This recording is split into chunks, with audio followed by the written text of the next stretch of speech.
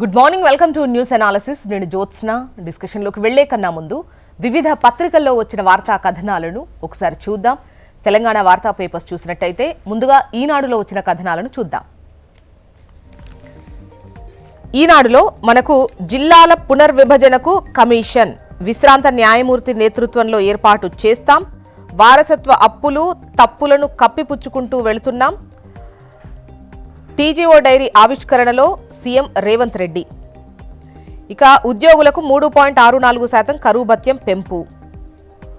ప్రభుత్వ ఉద్యోగులు పెన్షన్దారులకు శుభవార్త. కరువు భత్యం డిఏ, కరువు భృతి డిఆర్ని 3.64% చొప్పున పెంచుతూ రాష్ట్ర ఆర్థిక శాఖ సోమవారం వేర్వేరుగా ఉత్తర్వులు జారీ చేసింది. ఇక త్వరలో ఆరోగ్య విధానం.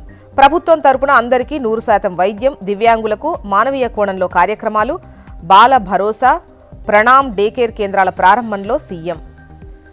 ఇక పోలవరం నల్లమల్ల సాగర్పై రిట్ పిటిషన్ కు విచారణార్హత లేదు అన్న సుప్రీం. స్పష్టం చేసిన సుప్రీంకోర్టు ప్రధాన న్యాయమూర్తి జస్టిస్ సూర్యకాంత్. ఉపసంహరించుకున్న తెలంగాణ ప్రభుత్వం వెంటనే సివిల్ సూట్ దాఖలు చేస్తామని వెల్లడి. ఇక ఏడాదిలో 1,00,000 వీసాల రద్దు అంటూ మీరు వార్తను చూడొచ్చు. ట్రంప్ సర్కార్ దూకుడు. డొనాల్డ్ ట్రంప్ అధికారంలోకి వచ్చిన ఏడాదిలో 1,00,000 వీసాలను అమెరికా రద్దు చేసింది. ఇందులో 8,000 విద్యార్థి, 2,500 ప్రత్యేక వీసాలు. అమెరికా భద్రతా బలగాలతో తలపడ్డ వారి వీసాలను రద్దు చేసినట్టు సోమవారం విదేశాంగ శాఖ ప్రకటించింది. వీరిని తిప్పి పంపుతామని వెల్లడించింది. ఇక వెనజులా తాత్కాలిక అధ్యక్షుడిని నేనే అని ట్రంప్ ప్రకటించిన విషయాన్ని కూడా ఇక్కడ ప్రస్తావించారు. బీసీలకు 34% పైగా రిజర్వేషన్లు, ఎస్సీ ఎస్టీలకు కలిపి 15% పైగా. మున్సిపాలిటీల్లో రిజర్వేషన్లపై బీసీ డెడికేటెడ్ కమిషన్ నివేదిక. నెక్స్ట్ ఆంధ్రజ్యోతి. ఇక్కడ మనకు జిల్లాల హేతుబద్ధీకరణకు కమిషన్ అంటూ వార్తను హైలైట్ చేస్తూ ప్రధాన వార్తగా ఇచ్చారు. ఇక నిన్న సీఎం రేవంత్ రెడ్డి మాట్లాడుతూ సుప్రీంకోర్టు లేదా హైకోర్టు రిటైర్డ్ జడ్జితో ఏర్పాటు, పునర్వ్యవస్థీకరణ డిమాండ్స్పై అధ్యయనం, రాష్ట్ర వ్యాప్తంగా పర్యటించి అభిప్రాయాలు సేకరిస్తుంది. 6 నెలల్లో నివేదిక తీసుకొని హేతుబద్ధీకరణ చేస్తాం. జిల్లాలు మండలాలను పెంచం, తగ్గించాం, పేర్లను మార్చాం. టీజీఓ డైరీ ఆవిష్కరణలో ముఖ్యమంత్రి రేవంత్ రెడ్డి. చలానా వెయ్యగానే వసూల్, వాహనదారుడి బ్యాంకు ఖాతా నుంచి డబ్బు కట్ అవ్వాలి. అలాంటి వ్యవస్థను ఏర్పాటు చేస్తేనే ఈ ప్రమాదాలకు అడ్డుకట్ట పడుతుంది. హైడ్రా, ఈగల్ తరహాలో ట్రాఫిక్కు ప్రత్యేక వ్యవస్థ తీసుకురావాల్సిన అవసరం ఉంది. తల్లిదండ్రులను నిర్లక్ష్యం చేస్తే జీతాల్లో 10% కోత. ప్రభుత్వ ఉద్యోగులు జర జాగ్రత్త. ఆ సొమ్ములు తల్లిదండ్రుల ఖాతాల్లో వేసేలా చట్టం తెస్తామని సీఎం రేవంత్ రెడ్డి అన్నారు. దివ్యాంగులకు ఉపకరణాల పంపిణీ. ఇక 18న మేడారంలో కేబినెట్ భేటీ, మున్సిపల్ పరిషత్ ఎన్నికలపై చర్చ.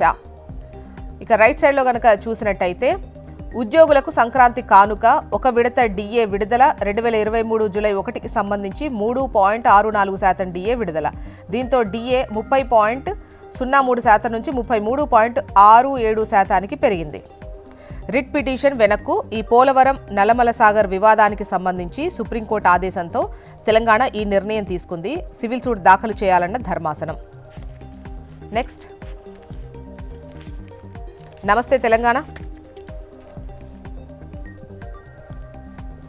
మీ జిల్లా ఉండేనా ఊడేనా అంటూ ప్రజాకాంక్షతో రేవంత్ చెలగాటం. జిల్లాల కుదింపుకు సిద్ధమైన ప్రభుత్వం అంటూ నమస్తే తెలంగాణ ఈ కథనాన్ని ఇచ్చింది. జిల్లాల పునర్విభజనకు కాంగ్రెస్ సర్కార్ నిర్ణయం. కేసీఆర్ ఆనవాళ్లను చెరిపేసే దురుద్దేశంతో అడుగులు. పరిపాలనా వైఫల్యాల నుంచి దృష్టి మరల్చే ఎత్తుగడ. రిటైర్డ్ జడ్జి, విశ్రాంత అధికారుల కమిటీ సాకు మాత్రమే. సగటు జనసంఖ్య ప్రాతిపదికన జిల్లాలు అసంబద్ధ చర్య. జేహెచ్ఎంసీ కమిషనరేట్ల విభజనలో శాస్త్రీయత ఏది? ప్రజాకాంక్ష పోరాటాల ఫలితంగానే నాడు 33 జిల్లాలు. ఏ జిల్లా రద్దవుతుందో తెలియక ప్రజల్లో తీవ్ర ఆందోళన అంటూ నమస్తే తెలంగాణ కథనాన్నిచ్చింది. ఇక హైదరాబాద్ ఫ్రీ జోన్కు కుట్ర జరుగుతోంది. జిల్లాల కుదింపు వెనక ఇది పన్నాగం. బాబు డైరెక్షన్లోనే రేవంత్ అడుగులు. కేసీఆర్ దూరదృష్టితో పటిష్ట జోనల్ వ్యవస్థ. ఇన్నాళ్లు స్థానికులకే దక్కిన సర్కార్ కొలువులు. కాంగ్రెస్ ప్రభుత్వ తాజా చర్యతో మొదటికే ప్రమాదం. 8 ఏండ్ల తర్వాత జిల్లాలు మార్ప. తెలంగాణ వాదుల ఆగ్రహం. నెక్స్ట్ ఏపీ వార్తా విశేషాలు చూద్దాం. ముందుగా ఈనాడులో వచ్చిన కథనాలు చూసినట్టయితే మనకు ఉద్యోగులకు సంక్రాంతి కానుక అంటూ పైన చూడొచ్చు మీరు. వివరాల్లోకి వెళితే రాష్ట్రంలో ఉద్యోగులు వివిధ పనులు చేపట్టిన గుత్తేదారులకు సంక్రాంతి వేళ రాష్ట్ర ప్రభుత్వం శుభవార్త చెప్పింది. నీరు చెట్టు పనులతో పాటు వివిధ ప్రాజెక్టులు పూర్తి చేసిన కాంట్రాక్టర్లకు పెండింగ్ బిల్లులు చెల్లించేందుకు వీలుగా ఆర్థిక శాఖ చర్యలు చేపట్టింది. మొత్తంగా సంక్రాంతి సందర్భంగా 2653 కోట్ల పెండింగ్ బిల్లులు చెల్లించేందుకు ఆదేశాలు వెలువడ్డాయి. ఉద్యోగులకు పెండింగ్లో ఉన్న ఒక కరువు భత్యం, డిఆర్ బకాయిల చెల్లింపులకు 1100 కోట్లు విడుదల చేసింది. దీనివల్ల 2.25 లక్షల మంది సిపిఎస్ ఉద్యోగులకు, 2.7 లక్షల మంది పెన్షనర్లకు మేలు కలగబోతుంది. ఇక పైన టాప్లోనే భారత్లో 2 రోజుల పర్యటన నిమిత్తం సోమవారం గుజరాత్లోని అహ్మదాబాద్కు చేరుకున్న జర్మనీ ఛాన్సలర్ ఫ్రెడరిక్ మోర్జ్ ప్రధాని నరేంద్ర మోదీతో కలిసి సబర్మతి ఆశ్రమాన్ని సందర్శించారు, మహాత్మునికి నివాళి అర్పించారు. ఆ తర్వాత అంతర్జాతీయ పతంగుల పండుగ 2026ను మోదీ ప్రారంభించగా ఇద్దరు అగ్రనేతలు కలిసి కొద్దిసేపు ఇదిగో ఇలా గాలిపటాన్ని ఎగురవేశారు అంటూ ఆ ఫోటోగ్రాఫ్ని ముద్రించి గాలిపటమ పద పద అంటూ ఈ వార్తను హైలైట్ చేశారు. ఇక ప్రధాన వార్త విషయానికి వస్తే, పని చేయకపోతే పోస్టింగ్ ఇవ్వం, అందుబాటులో ఉన్న నిధులు ఖర్చు చేయకపోవడం చాలా సీరియస్ విషయం, తీరు మార్చుకోకపోతే ఒకరిద్దరు అధికారులకు పోస్టింగ్లు ఇవ్వం, అప్పుడు మిగిలిన వాళ్లకు తెలుస్తుంది అని ముఖ్యమంత్రి చంద్రబాబు నాయుడు అధికారులను హెచ్చరించిన విషయాన్ని ఇక్కడ ప్రస్తావించారు.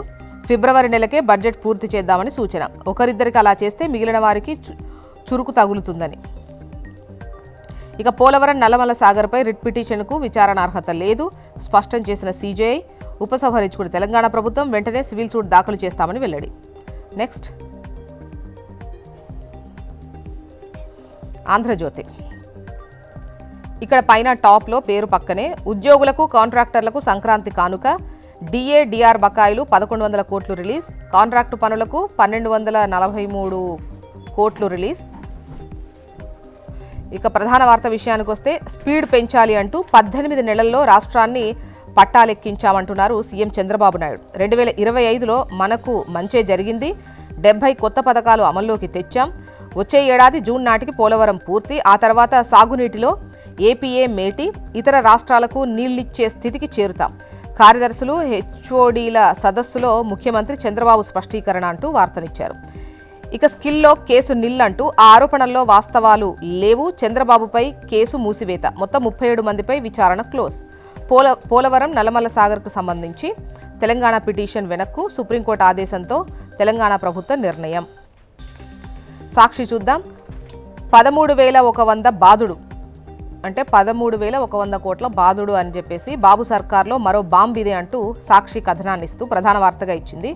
ఈ ఏపీ లాటరీ ద్వారా 3,000 కోట్ల ఆర్జనకు గ్రీన్ సిగ్నల్, ఆన్లైన్ గేమింగ్ పన్ను ద్వారా 1,400 కోట్లు, స్థానిక సంస్థల వినోద పన్ను ద్వారా 2,300 కోట్లు, 2వ-3వ స్థాయి అమ్మకాలపై వ్యాట్ ద్వారా 1,300 కోట్లు, వృత్తి పన్ను పెంపు ద్వారా 400 కోట్లు, ఎస్జీఎస్టీపై 1% సెస్తో 4,700 కోట్ల ఆదాయంపై కన్నేసింది అంటూ ఈ వార్తనిచ్చారు. ఆదాయాన్ని మళ్లించి అరుపులా అంటూ వైఫల్యాలను కప్పిపుచ్చుకోవడానికి ముఖ్యమంత్రి చంద్రబాబు మరో డ్రామా ఇది అంటూ, ఖజానాకు రాబడి తగ్గిందంటూ కార్యదర్శులు కలెక్టర్లపై సీఎం చిర్రు బుర్రు అంటూ వార్తనిచ్చారు. మరోవైపు భారతే ముఖ్యమంటూ అమెరికాతో విడదీయలేని బంధం, స్వేచ్ఛా వాణిజ్య చర్చలు కొనసాగుతున్నాయి, ఈ శతాబ్దంలోకెల్లా ప్రభావశీల భాగస్వామ్యం, నూతన రాయబారి సెర్గియో వ్యాఖ్య, మోదీ ట్రంప్ది దృఢమైన స్నేహబంధం, బాధ్యతల స్వీకరణ అనంతరం గోర్ వెల్లడి.